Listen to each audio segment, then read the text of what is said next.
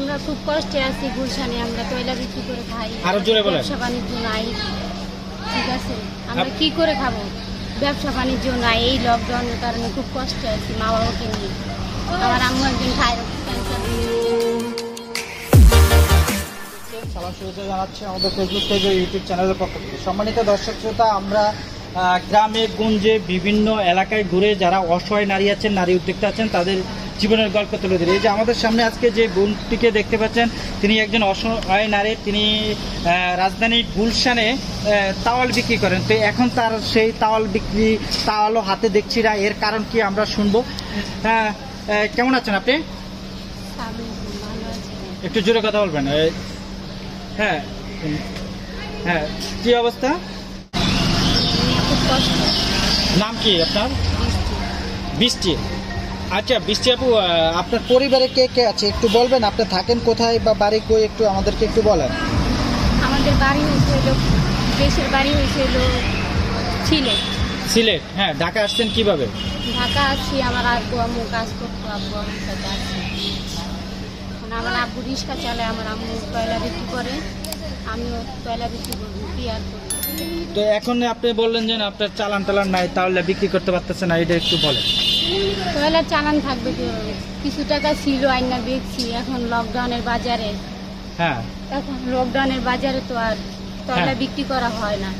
হ্যাঁ, আসতে পারি না, বাসা থেকে বাইরে যেতে পারি না। আচ্ছা, তো এখন কি কাজ করেন আপনি? এখন আমি আপাতত ওই কয়লা নিয়ে টুকটাক নিয়ে আসি, পাইকারি হিসাবে নিয়ে আসা বিক্রি করি। তো বিক্রি করে তো ভালোই চলছেন নাকি? না, ভালো চলবে। একটু জোরে কথা বলবেন। তাওয়াল কোথায় থেকে নিয়ে আসেন? তাওয়াল আমরা এই যে আমাদের এখানে কাকুলি দেয় এক মহিলা, তার থেকে নিয়ে বিক্রি করি। তার থেকে নিয়ে এসে বিক্রি করেন। তো এখন আপনার সংসার চলছে কিভাবে? আপনি বলেন আপনার মায়ের ক্যান্সার। জি, আমার আম্মুর থাইরয়েড ক্যান্সার। তাহলে সংসার কিভাবে চালায়, বা আপনি কতটুকু ইনকাম করেন বা কিভাবে চলছে? সারাদিনে 100-200 টাকা পাই। আম্মু রুম ভাড়া, খাওয়ার খরচ। আপনি থাকেন কোথায়? কচু। কচু খেতে। আচ্ছা, আপনার ঠিকানাটা দেওয়া যাবে যদি কেউ আপনাকে ভালো লাগে বা সরাসরি গিয়ে সাহায্য সহযোগিতা করতে চায়? হ্যাঁ বলেন, কোথায় কিভাবে যেতে হবে? ধরুন বনানী থেকে যেতে হলে কিভাবে যেতে হবে? এই তো কচু খেতের বাসে উঠে যাইতে হবে। একটু জোরে বলেন। কচু খেতে যে বরিশাল গলি বললেই দেখাই দেবে। ওখানে গিয়ে আপনার নাম বা আপনার বাবার নাম কার কথা বলতে হবে? ওখানে তো বাড়িওয়ালার নাম বলা লাগবে, আমাদের তো কেউ চিনে না। বাড়িওয়ালার নাম নিরাজা পিয়া। ভাই বোন কয়জন আপনারা? ভাই বোন, আমার ভাই ছিল একটা আর আমি একজন। তো আপনি কি বিয়ে করেছেন নাকি? জামাই কি করে? জামাই রিক্সা চালক। রিক্সা চালক। তাহলে তো আপনার জামাই রিক্সা চালক, আপনি তাওয়াল বিক্রি করেন, ভালোই চলার কথা সংসার। আচ্ছা, আপনার এখন বয়স কত? এই তো 19 বছর বয়স। বিয়ে করেছেন কিভাবে একটু বলবেন আমাদেরকে? বাপ মাই দিয়েছে। কত বছর আগে? এই তো 2 বছর। 2 বছর হলো আপনার বিয়ে হয়েছে। কোনো ছেলে সন্তান আছে? হ্যাঁ, একটা ছেলে আছে। ছেলে আছে। আপনাকে তো দেখে বোঝা যাচ্ছে না আপনার 19 বছর বয়স।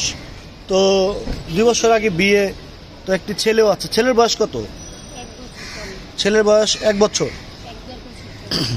তো আপনি যে যখন কাজে আসেন, একটু জোরে কথা বলবেন। হ্যাঁ, যখন কাজে আসেন তখন আপনার এই বাচ্চাটাকে কার কাছে রেখে আসেন? আমার আম্মু থাকে, আমার আম্মু অর্ধেক বেলা দেখে, তারপর আমার আব্বু যায়, আমার আব্বু দেখে, তারপর আমার আম্মু কাজে চলে আসে।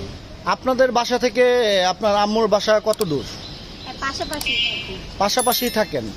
তো আপনি যখন কাজে আসেন তখন আপনার আম্মু কি আপনার বাসায় চলে আসে আপনার বাবু দেখার জন্য, নাকি আমি দিয়ে আসি?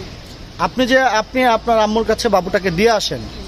আচ্ছা, তো এই যে বাবুটা আপনাকে সারাদিন দেখে না, কান্নাকাটি করে না, তখন সান্ত্বনা দেয় কে বাবুকে?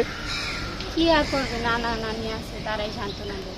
নানা নানি সান্ত্বনা দেয়। আপনি মা হিসাবে এটা কষ্ট হয় না যে আপনার বাচ্চাটাকে রেখে সারাদিন বাইরে ঘোরেন, বা এত ছোট বাচ্চা? কি করবো, এখন তো পেটের দাঁড়িয়ে আসি রাস্তায়। পেটের দায়ে আসেন? আচ্ছা, আপনাকে যদি ধরেন দেখা গেছে আপনি বললেন পেটের দায়ে আসছেন, ধরেন এই ভিডিওটা দেখার পরে অনেকের যদি ভালো লাগে আপনাকে সাহায্য সহযোগিতা করতে পারে, তো সেই ক্ষেত্রে আপনার সাথে যোগাযোগ করবে কিভাবে? ফোন নাম্বার নিয়ে যাবেন। Phone number?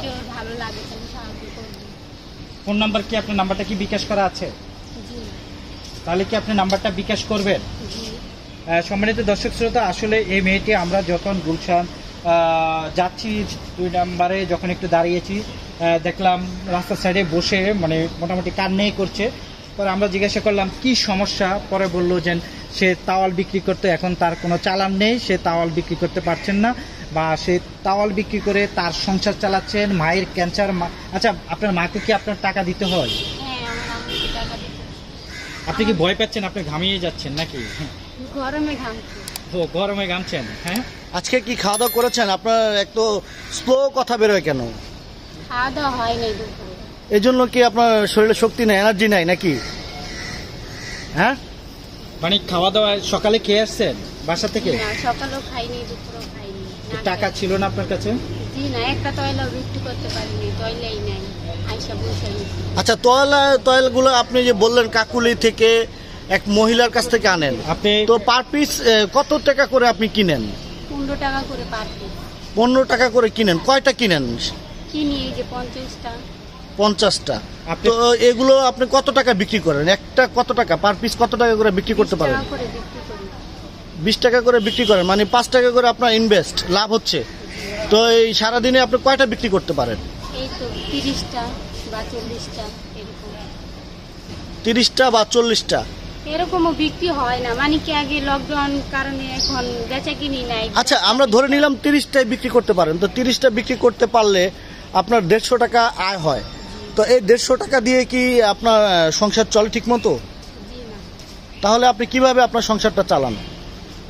আচ্ছা, এই যে আজকে সকাল থেকে যে আপনি খাওয়া দাওয়া করেন, বা এতে যে না খেয়ে এইভাবে কি থাকা সম্ভব মানুষের? আপনি সত্য বলছেন? জি। আপনি তো হাসতেছেন, বা নাকি এমনি হাসেন? আসবো কেন? আচ্ছা, তাহলে যদি আমরা কি আপনার নাম্বারটা ধরেন যারা সাহায্য সহযোগিতা করবো, আমরা কি ভিডিওতে দিব আপনার নাম্বারটা? দেন। দিলে ধরেন অনেক ভালো মানুষের কল দেবে, অনেক খারাপ মানুষের কল দিতে পারে। ভালো খারাপ সব জায়গায় আছে। কেউ সাহায্য সহযোগিতা করবে, কেউ অনেক সময় খারাপ কথাও বলতে পারবে। তাদের উদ্দেশ্যে কিছু বলবেন? জি না। মানে অনেকে খারাপ কথাও বলে ফেলতে পারে, তাদের উদ্দেশ্যে কোনো কিছু বলার আছে? জি না। মানে ধরেন খারাপ কথা বললে আপনি মেনে নেবেন? তাহলে আর কি করবো? আচ্ছা, আপনি কি নার্ভাস হয়ে পড়েছেন? আজকের ওয়েদারটা তো খুব ভালো, আপনি এত ঘামতাছেন কেন? আচ্ছা, সম্মানিত দর্শক শ্রোতা, আসলে এই মেয়েটি খুবই অসহায়।